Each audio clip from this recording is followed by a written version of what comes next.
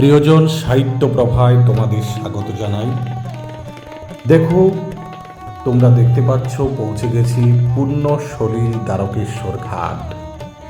এই ঘাটটি অনেকের কাছে অজানা এবং অচেনা। এটা বাঁকুড়া জেলার অন্তর্গত রাজগ্রাম সংলগ্ন এলাকায় অবস্থিত দ্বারকেশ্বর নদীর ঘাট।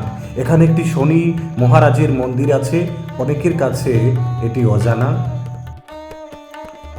দেখো, মহাশিল্পীর সৃষ্ট জগতে সব কিছু যেন সুন্দর, আর এই সুন্দরতা আমাদের চোখে ধরা পড়ে তখনই যখন আমরা সেই জায়গায় পৌঁছাতে পারি। পূর্ণসলিল দ্বারকেশ্বর ঘাট সংলগ্ন এলাকাটি খুব সুন্দর। এটি একটি সেবাশ্রম আশ্রম বলা যেতেই পারে, সুন্দর আশ্রম। দেখো, কৃষ্ণ নরহরি সেবাশ্রম, কৃষ্ণ নরহরি সেবাশ্রম খুব সুন্দর সুরম্য উদ্যান। এটি চারিদিকে গাছপালায় পরিপূর্ণ। তার পাশে নদীটি যেন তার সৌন্দর্যকে শতগুণ বৃদ্ধি করেছে। প্রাকৃতিক চিত্রে একেবারে ভরপুর, সুন্দর। ভরা বর্ষায় নদী একেবারে ভরো ভরো, তার মাঝখানে প্রাকৃতিক দৃশ্য, কার না ভালো লাগে।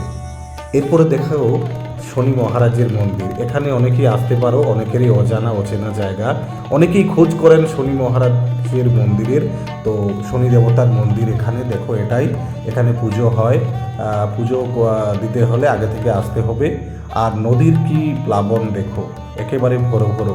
হ্যাঁ, জোয়ার ভাটা যদিও এখানে নেই, কিন্তু এই ভরা বর্ষায় নদীর জল একেবারে যেন স্রোতধারায় বইছে। দেখো, পূর্ণসলিল দ্বারকেশ্বর ঘাট থেকে দৃশ্য।